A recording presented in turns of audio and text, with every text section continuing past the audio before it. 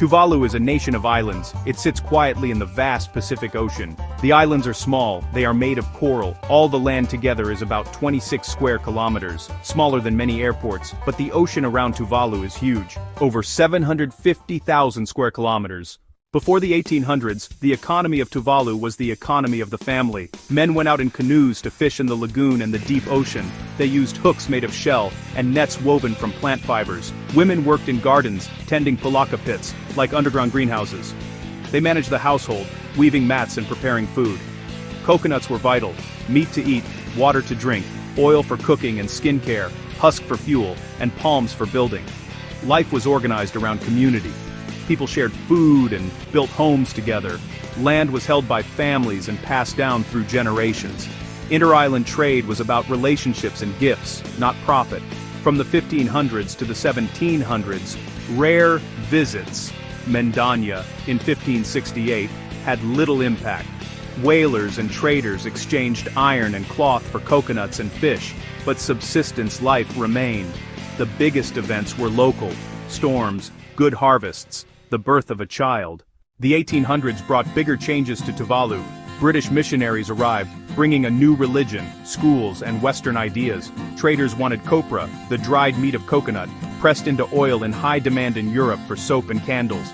By the late 1800s, Britain declared a protectorate, grouping Tuvalu with the Gilbert Islands. A formal government and taxes, often in copra, pushed more families into production. Fortunes followed copra prices in London. Blackbirding sent islanders to plantations in Fiji and Queensland, causing suffering and population loss. In the early 1900s, colonial control grew. Funafuti became the administrative hub. Some Tuvaluans worked in phosphate mines on other islands, sending money and goods home, the start of remittances. World War I disrupted shipping and revealed dependence on global trade. The 1920s opened with a copra boom and brief prosperity. Then prices collapsed in the Great Depression. Drying coconuts earned almost nothing. The colonial budget suffered and relied on British grants. A harsh lesson: a single commodity and events far away could bring hardship to Tuvalu. World War II dramatically changed life in Tuvalu. In 1942, after Pearl Harbor, the United States arrived, building an airstrip, bunkers, and other facilities. Thousands of servicemen, machines, and supplies brought a temporary cash-based economy. After the war, the boom vanished as quickly as it came. Life returned to quieter rhythms. Income again came from copra and British aid. The phosphate windfall helped others. Tuvalu remained less developed in the colony. Small projects improved schools and clinics. But low, unstable copra prices and cyclones held back progress. Large foreign vessels began fishing tuna in Tuvaluan waters, hinting at future value. Culturally, Polynesian Ellis Islanders voted in 1974 to separate. Tuvalu split from the Gilbert Islands in 1976. On 1 October 1978, Tuvalu became fully independent, pride mixed with economic uncertainty. Small, remote, few resources, the nation needed new ways to support itself among giants. The answer would blend the ocean, migration, and smart financial engineering. As an independent nation, Tuvalu faced a huge challenge and created the Tuvalu Trust Fund in 1987. Funded by Tuvalu, Australia, New Zealand, and the United Kingdom. Capital invested abroad, the core untouched, the budget draws on earnings, creating a steady shock absorber. Alongside it, Tuvalu monetized its vast EEZ, rich in tuna. Instead of a costly fleet, the nation sold fishing licenses to foreign boats, steady 1980s revenue.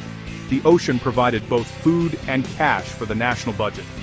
Tuvaluan men trained as seafarers, working international cargo ships, sending wages home. Remittances built better houses, funded education, and stocked small island shops. By the late 1980s, Tuvalu's economy was a unique mix: aid, trust fund earnings, fishing fees, and remittances. The 1990s brought an unexpected opportunity from the internet. Country domains: United Kingdom, .uk, Germany, .d, Tuvalu, .tv. Media saw marketing gold, short, memorable, and on-brand. Tuvalu leased registry rights. In 1999, a major deal. Partner, later within VeriSign. The agreement promised $50 million over 12 years, plus ongoing royalties. For a budget just over $10 million, the cash was transformative. Roads, infrastructure, social programs. Much boosted the trust fund. It even enabled UN dues and a global voice. but income depended on .tv popularity and company performance. Values fluctuated. Still, .tv joined the pillars, alongside trust fund, fishing fees, and remittances, giving Tuvalu more financial independence. The 2000s were about managing processing insets and some outside in .tv money, funding public investment, administrative capacity grew, the airport improved, electricity expanded, but large payments would end. Planning for a royalty era was essential. Through the parties to the Nauru Agreement, Tuvalu and neighbors charged higher tuna fees. Fishing fees became the largest single source of income. The 2008 crisis hit the trust fund, shipping slumped, seafarer jobs and remittances wavered. Diversification proved vital against global shocks. Meanwhile, climate change moved center stage. Rising seas threatened land just meters above the ocean.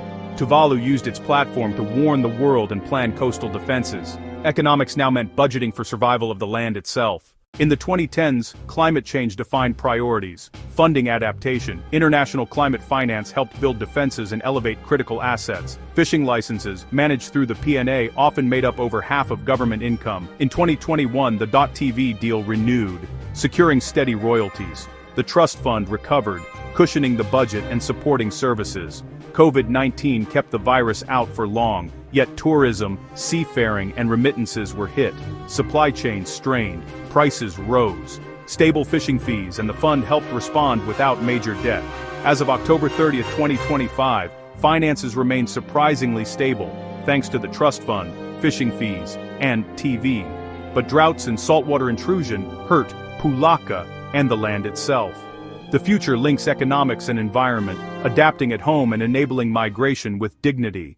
Tuvalu's economic journey is a remarkable story of adaptation and innovation, from subsistence, fishing and gardening to a unique hybrid of fees from international fleets, trust fund earnings, and .tv royalties. Today, 4 pillars support Tuvalu: the trust fund, fishing license fees, remittances from seafarers, and the .tv domain. This diversified model provides resilience and services while preserving sovereignty. Yet sea level rise threatens homes, freshwater, and the very land. The greatest challenge is global, beyond Tuvalu to solve alone. The future demands creativity, fighting for climate action, investing in bold adaptation, and preparing for dignified migration. Tuvalu shows even the smallest nation can chart its course. But in our interconnected world, no nation survives alone.